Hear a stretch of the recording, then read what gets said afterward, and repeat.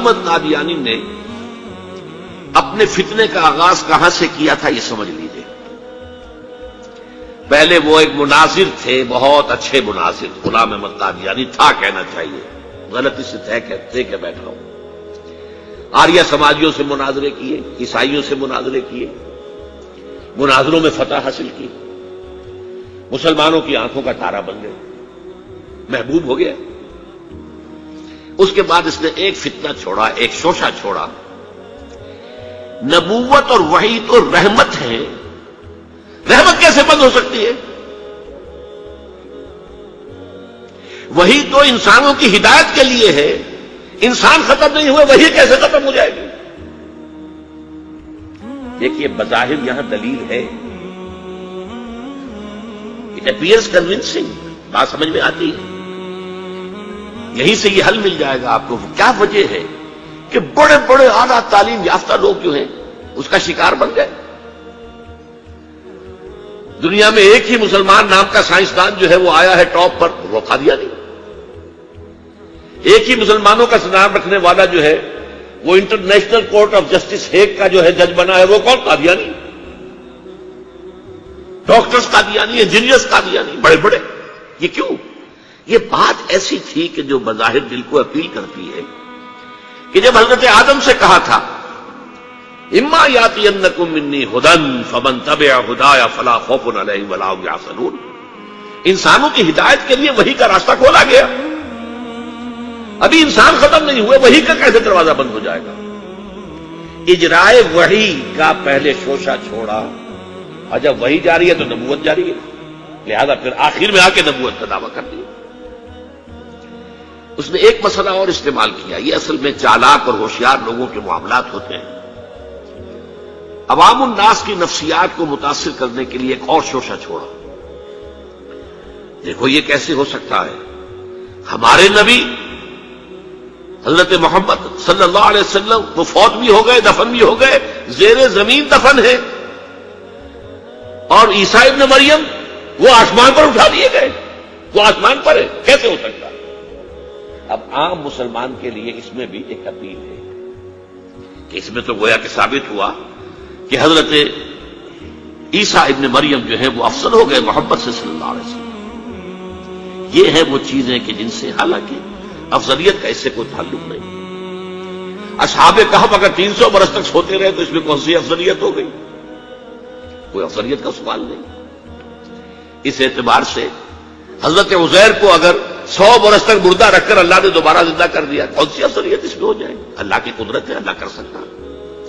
لیکن عام آدمی کو اپیل کرنے والی باتیں ہیں، لہذا اس نے شوشہ چھوڑا کہ نہیں یہ غلط ہے، یہ مولویوں کے ڈھکوسلے ہیں، یہ قرآن مجید میں صراحت کے ساتھ نہیں ہے، یہ حدیثوں کے اندر ہے، حدیثوں کے بارے میں جو ہے وہ ہم اطمینان نہیں کر سکتے کہ حضرت مسیح جو ہے وہ سولی نہیں چڑھائے گئے، وہ سولی چڑھائے گئے، وہ فوت نہیں ہوئے، البتہ زخمی ہو کر وہاں سے اتار لیے گئے تھے، پھر ان کا علاج معالجہ ہو گیا، پھر وہ علاقہ چھوڑ کر کشمیر میں آ گئے، یہاں آ کر ان کا انتقال ہو گیا، یہاں دفن ہوئے، یہاں کشمیر میں ان کی قبر بھی موجود ہے۔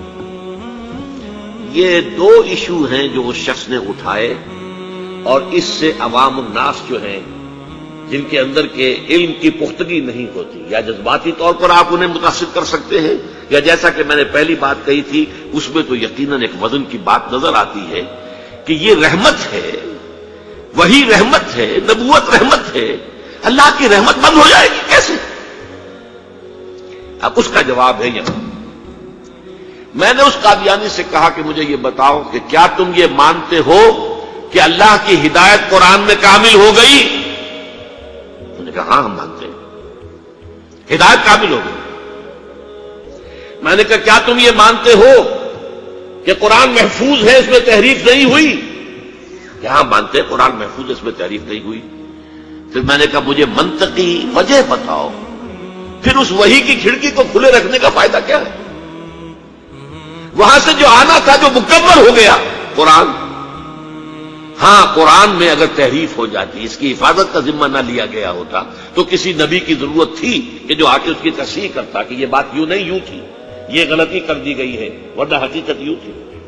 منطقی اعتبار سے ایک حاجت، ایک جواز پیدا ہوتا ہے اس وحی کے جاری رہنے کا اور نبوت کے جاری رہنے کا، بشرطے کہ ان دو باتوں میں سے کسی ایک کو مانو. یا تو یہ کہو کہ ہدایت قرآن میں مکمل نہیں ہوئی، اور یا کہو ہو تو گئی تھی لیکن قرآن جو ہے گم ہو گیا، قرآن کے اندر تحریف ہو گئی، وہ اصل قرآن نہیں ہے.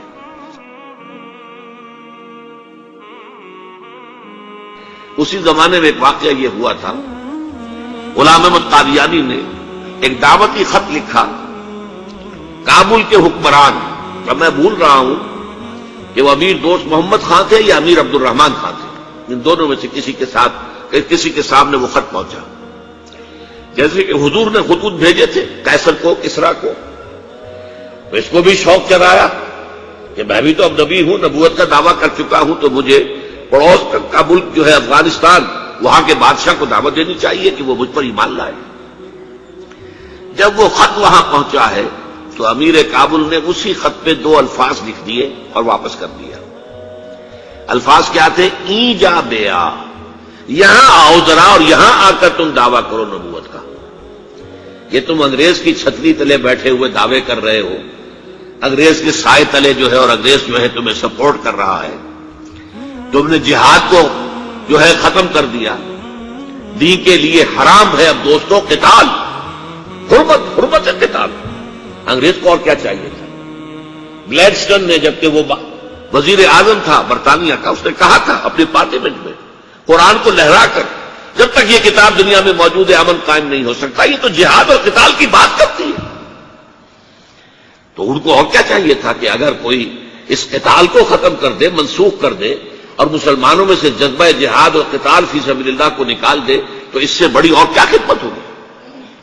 لیکن یہ کہ اگر تمہیں یہ دعوت دینی ہے تو ذرا یہاں آؤ، ای جا بے آ، یہاں آ کے یہ دعوت دو مجھے، تاکہ تمہارے 14 طبق روشن ہو، تمہیں معلوم ہو کہ اس دعویٰ کرنے کا مطلب